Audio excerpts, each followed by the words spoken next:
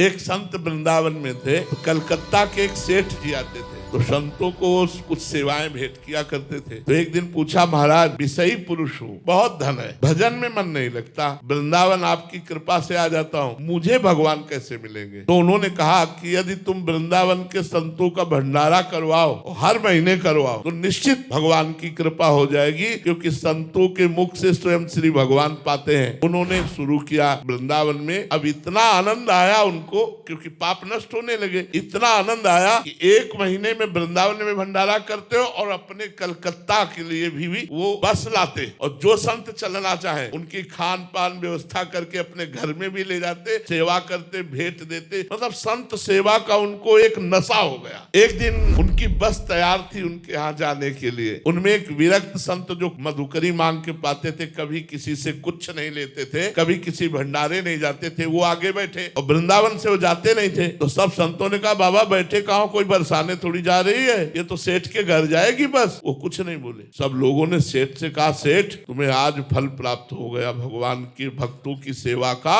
ऐसे विरक्त महापुरुष वो मनमाला चला रहे हो, गाड़ी में बैठे गए, वहां पंगत पाई। सेठ को पहले ही सब संतों ने बता दिया था, वृंदावन से बाहर नहीं जाते, पता नहीं कौन सा तुम्हारा पुण्य उदय हुआ कि तुम्हारे घर आए। वो सेठ गए, प्रणाम किया साष्टांग, और कहा, प्रभु आज हम पर कृपा हो गई। उनका चल वृंदावन, बस इतना कहा, चल वृंदावन। तो ये समझे नहीं पाए कि हम तो वृंदावन से ही लेवा के लाए हैं, वृंदावन तो आते ही जाते हैं, बस इतना ही कहा, चल वृंदावन। और बस गाड़ी में बैठे और चले आए। 2-4 दिन हुए कि एक लड़का था पूरे साम्राज्य का मालिक, एक्सीडेंट में मारा गया। जो ही लड़का मारा गया, घोर दुख। जब ये सब वैभव किसके लिए? तब उन्होंने मन में विचार किया कि भगवान, हम तो सुना था कि आप संतों की सेवा से प्रसन्न होकर के सारे दुख मिटा करके हमें भगवत प्राप्ति कराओगे, और संतों की सेवा सुना था इतने विरक्त संत आ रहे, ये सुख दिया आपने। उन्होंने सब संपत्ति को जो चैरिटेबल है उनमें बांट दिया, और अब कहा कि अब जीवन किस काम का। पति और पत्नी वृंदावन आ गए और बास करके नाम जप करने लगे। फिर एक दिन संत मिले, बोले आ गया वृंदावन? बोले महाराज पूरी तरह से आ गया, आप कहीं नहीं जाना।